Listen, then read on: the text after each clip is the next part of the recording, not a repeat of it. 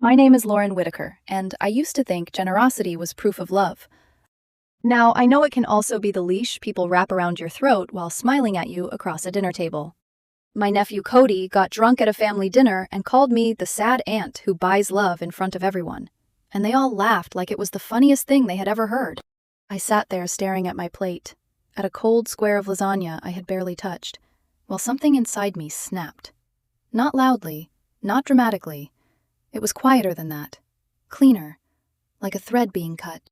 It was not only what Cody said, it was the laughter after. That tiny pause before it happened told me everything. They waited just long enough to see if laughing would be safe. Then they did. My older sister Vanessa laughed. Her husband Mark laughed. Even my younger sister Dana smiled into her wineglass like it was all harmless family teasing. And in that moment, I saw the last 10 years of my life with brutal clarity. I was not family. I was funding. I had been dreading that dinner all day. Another Saturday night at Vanessa's house. Cheap wine, dry food, fake warmth, and the same old performance where everyone pretended we were close while quietly measuring what they could still get from me. I went anyway because that was who I had trained myself to be. The dependable one. The aunt who remembered birthdays. The sister who covered bills when things got tight. The emergency contact with a checkbook. The one who paid Cody's phone bill, helped with his car insurance, and quietly covered the first 3 months of rent on his apartment so he could brag about being on his own. When I pulled into Vanessa's driveway, I already felt tired. Not angry yet, just tired. Inside, Cody was already drinking. He was 18, but no one seemed to care. Vanessa called it trusting him. Mark called it letting him learn boundaries. I called it what it was, enabling.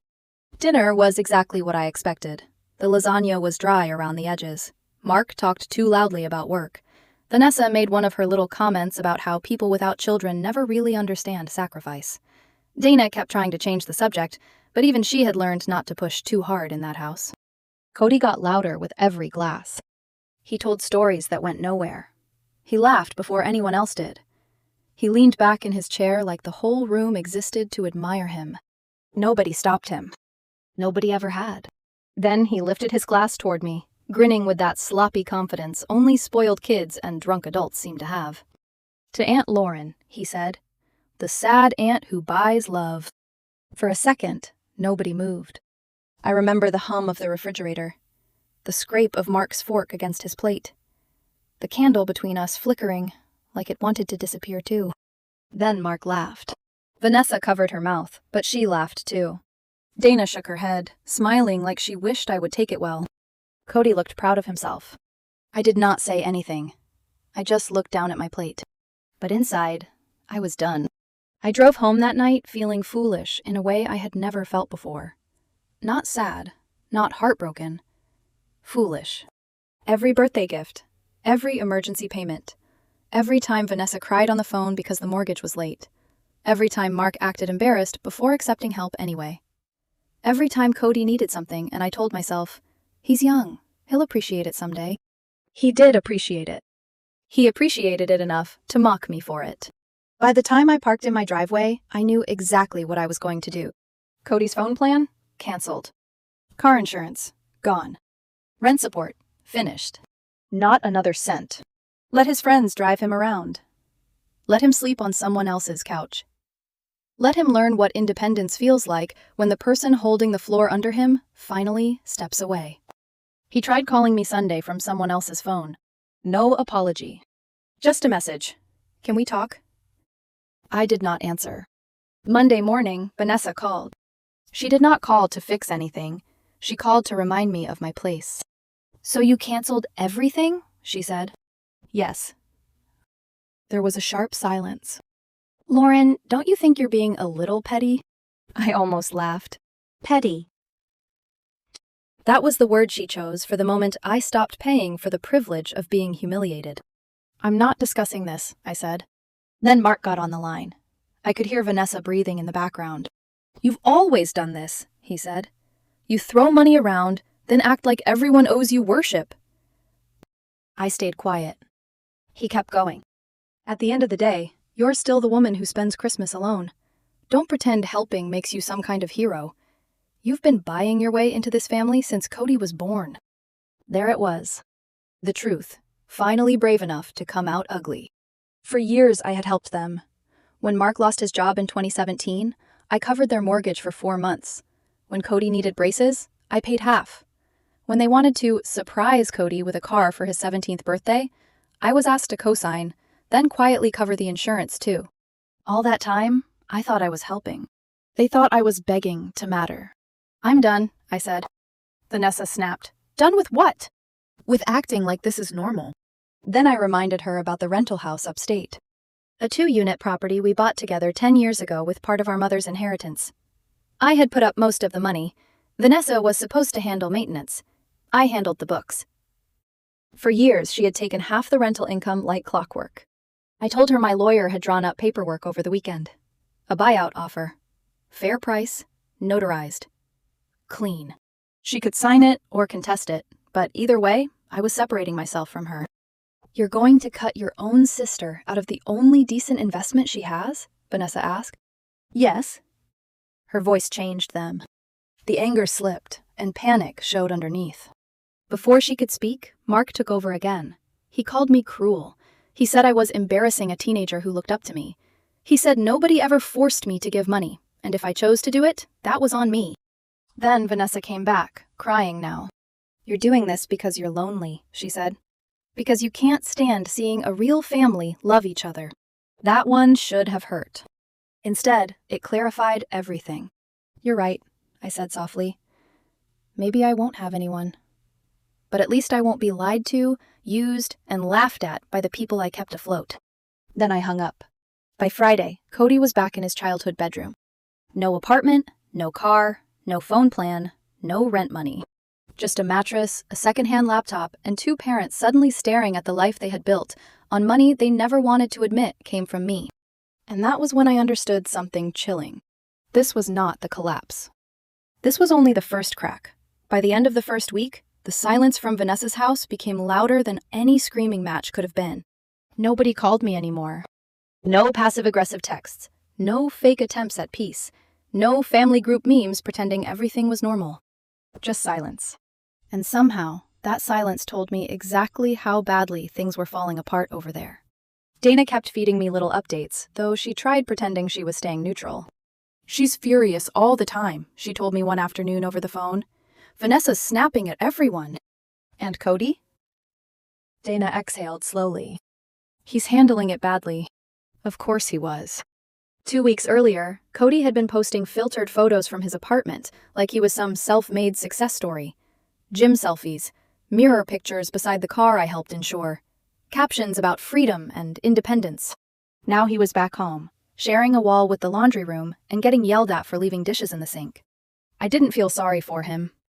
Not yet. What I didn't expect was how quickly the next domino fell. Saturday morning, I got a call from the property manager of the rental house upstate. "Vanessa contacted me directly," she said carefully.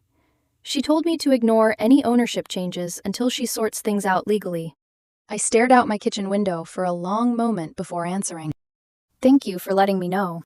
Then I sent Vanessa a single message. "Any further interference, and I'll begin formal legal action." No emotion, no threats, just fact. She didn't respond. But 3 hours later, Mark called. This time, his voice was softer, measured, like he had finally realized anger wasn't working. "Lauren," he said, "I think everybody got carried away." I leaned back against my counter. Did they? It was a joke. That word again. A joke. Funny how cruelty always became comedy after consequences showed up. "This isn't about one joke," I said quietly. "It's about years of disrespect." He sighed heavily, like I was exhausting him. "Cody's your nephew." "And? Don't you want to see him succeed?" I looked around my spotless kitchen. The silence inside my house suddenly felt sacred. Not if I'm the only reason he ever will. That shut him up. Then came the crying. Not Mark. Vanessa. She got on the phone halfway through the call, already emotional. "You're destroying this family over pride." "No," I said. "Your family is collapsing because it was built on dependency." She started sobbing harder. Maybe some of it was real. Maybe none of it was. At that point, I honestly didn't care. Because the truth had finally become impossible to ignore. The rental property money meant survival to them. To me, it had always been an investment, extra income, long-term stability. To Vanessa and Mark, it was oxygen. Mortgage payments, vacations, credit card minimums, unexpected bills. And now it was disappearing. Monday morning, my lawyer finalized everything. The buyout completed. The ownership transfer filed. No more shared investments. No more shared anything. I expected another explosion after that. Threats, guilt, maybe even legal retaliation. Instead, nothing. A strange, eerie quiet settled over everything. For the first time in years, my phone wasn't buzzing with somebody needing something from me. Then, Dana sent me a screenshot. A group chat between Cody and his friends. One message read, "Bro went from luxury apartment to mommy's spare room." Another, "Thought you were independent?" There were laughing emojis underneath. Cody hadn't replied. I stared at the screenshot for a long time. Not because I felt bad for him, but because I realized this was probably the first real humiliation of his life. And nobody had taught him how to survive it. By the second week, reality really started tearing through their house. I attended my niece Emma's birthday party, mostly because Dana begged me to come. "She misses you," Dana said softly. "Please don't punish the kids too." That hit harder than I expected. So I went. The backyard looked exactly the same as always. Balloons tied to folding chairs, half-melted ice cream cake, kids running through sprinklers. But the atmosphere had changed completely. The performance was gone. Vanessa and Mark barely stood near each other. When he asked her where the napkins were, she answered without even looking at him. Cold. Mechanical. Like coworkers forced onto the same shift. And Cody, I almost didn't recognize him. He stood near the drink cooler, wearing a wrinkled hoodie despite the heat, scrolling on a cheap, prepaid phone with a cracked screen. This was the same kid who used to complain every September if he didn't get the newest iPhone fast enough. None of his friends came to the party. Not one. At 18, social humiliation spreads faster than wildfire. Everybody knew he had moved back home. Everybody knew he lost the apartment. Everybody knew his aunt stopped funding his life. He looked smaller somehow. Not humbled, exactly. More like stalled. Like somebody who built an entire personality around being admired and suddenly realized admiration was rented. I caught him glancing at me once across the yard. Only once. There was no anger in his face anymore. That surprised me. There was embarrassment. And something worse. Confusion.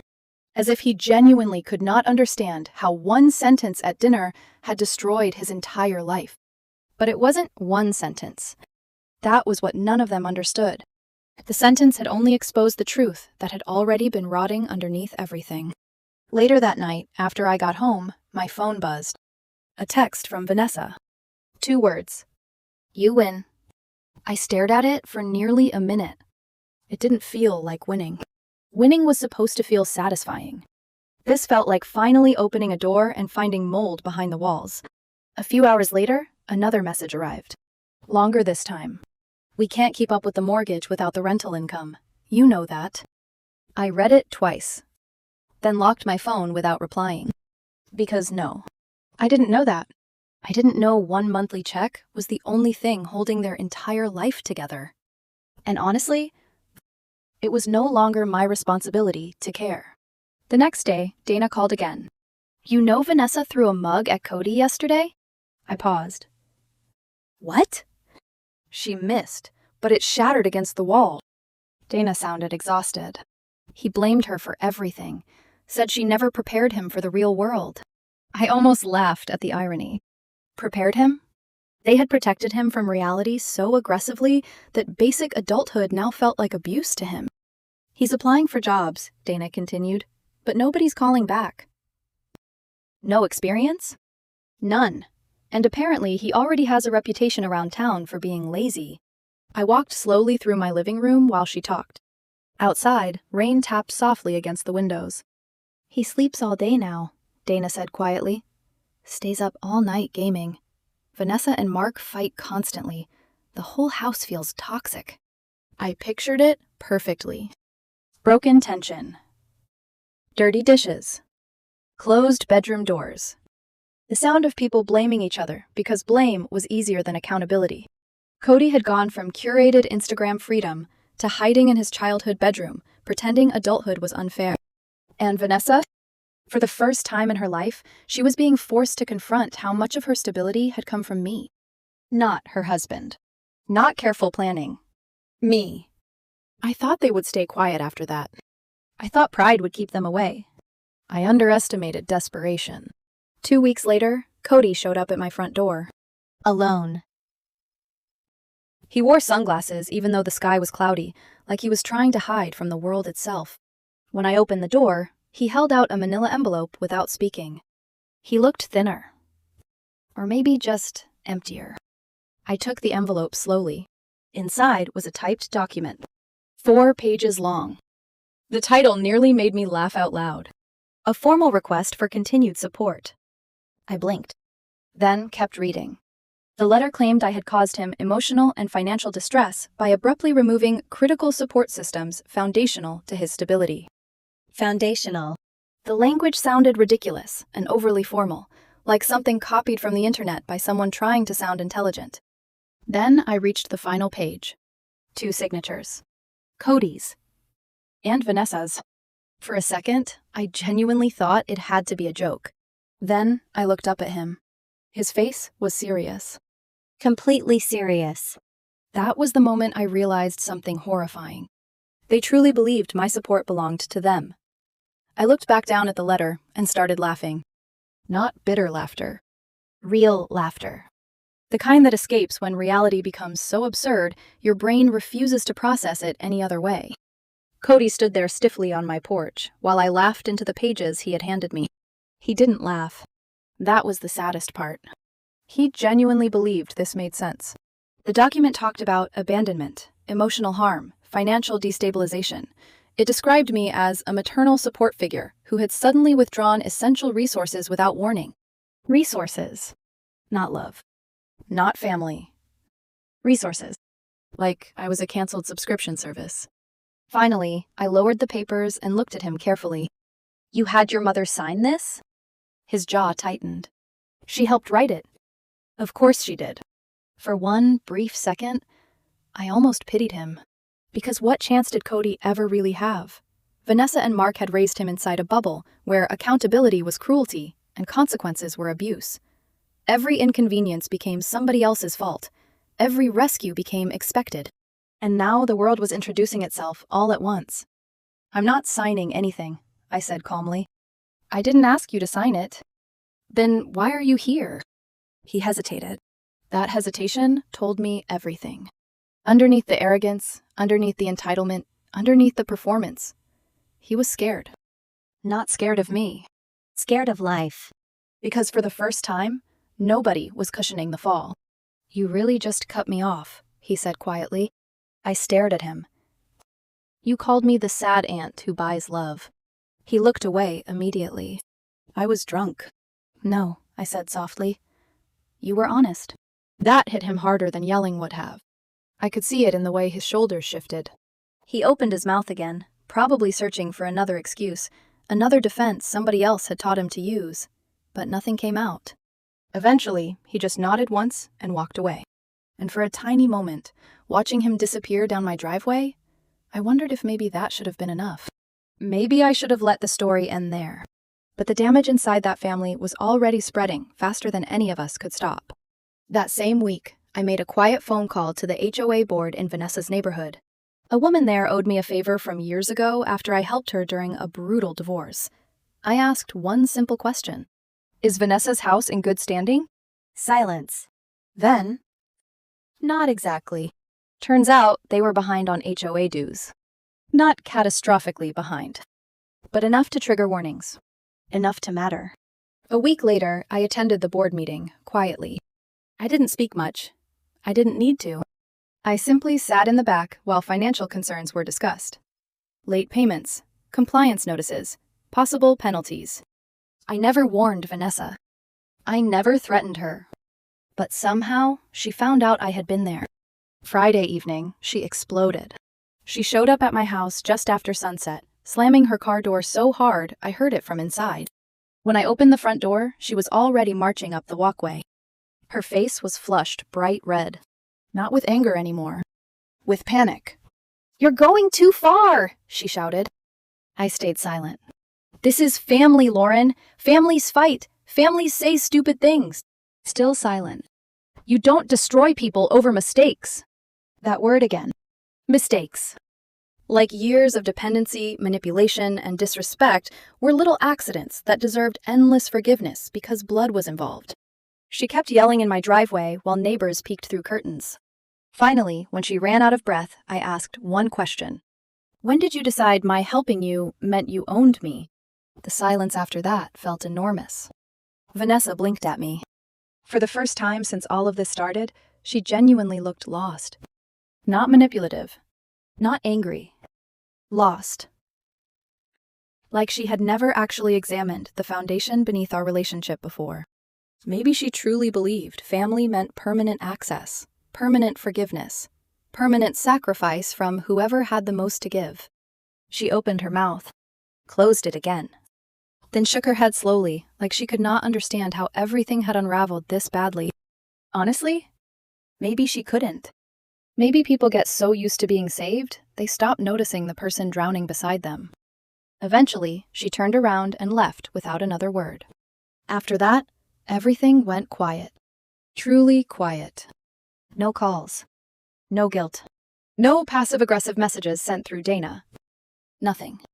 For the first time in over a decade, I woke up without somebody needing something from me. And it should have felt peaceful. Instead, it felt strange. Like leaving a loud concert and suddenly realizing how badly your ears were ringing the whole time. A month passed. Then another. One Thursday night, I met an old college friend named Rachel at a small bar downtown. Nothing fancy. Dim lights, soft music, rain tapping against the windows again. We sat in a corner booth, catching up about meaningless things at first. Work, aging parents, old classmates nobody cared about anymore. Then Rachel asked casually, "You still doing the real estate thing?" I smiled faintly. "The upstate rentals? Yeah, fully mine now." She raised an eyebrow. "That sounds dramatic." I laughed softly into my drink. "You have no idea." For a while, I just sat there staring at the amber light reflecting through my glass. And suddenly, I realized something. My life had become quieter. Not emptier. Quieter. There's a difference. Nobody called pretending to miss me right before asking for money. Nobody invited me to dinner so they could feel generous for including me. Nobody mocked me behind fake smiles while cashing checks I provided. The noise was gone. And once the noise disappeared, I could finally hear myself think again. A few weeks later, Dana invited me to Emma's school recital. I almost said no, but I went. Vanessa and Mark were there, already sitting 3 seats apart, like strangers forced onto the same airplane row. Cody came too. He looked different again. Not polished. Not confident. But steadier somehow. Life had sanded some of the arrogance off him. When the recital ended, people gathered in the hallway, hugging kids and carrying flowers. I felt someone approach beside me. Cody. For a second, neither of us spoke. Then he said quietly, "I got a job." I looked at him. "Doing what?" "Stockroom at a grocery store." There was embarrassment in his voice. But underneath it, pride. Tiny. Fragile. Real. "That's good," I said. He nodded awkwardly. "I bought my own phone, too." I almost smiled. Not because of the phone. Because for the first time in his life, he sounded like somebody beginning to understand the connection between effort and ownership. Then came the part I never expected. "I was cruel to you," he said. Simple. Direct. No excuses. No but. I stayed very still. "I know," I answered. He swallowed hard. "My friends kept making fun of me after everything happened. At first, I thought they were just being jerks." He laughed weakly. Then I realized I kind of deserved it. I didn't rescue him from the discomfort of saying it. Some lessons need to ache to stay permanent. "I really thought you'd always fix things," he admitted. There it was. The truth. Not evil. Not hatred. Expectation.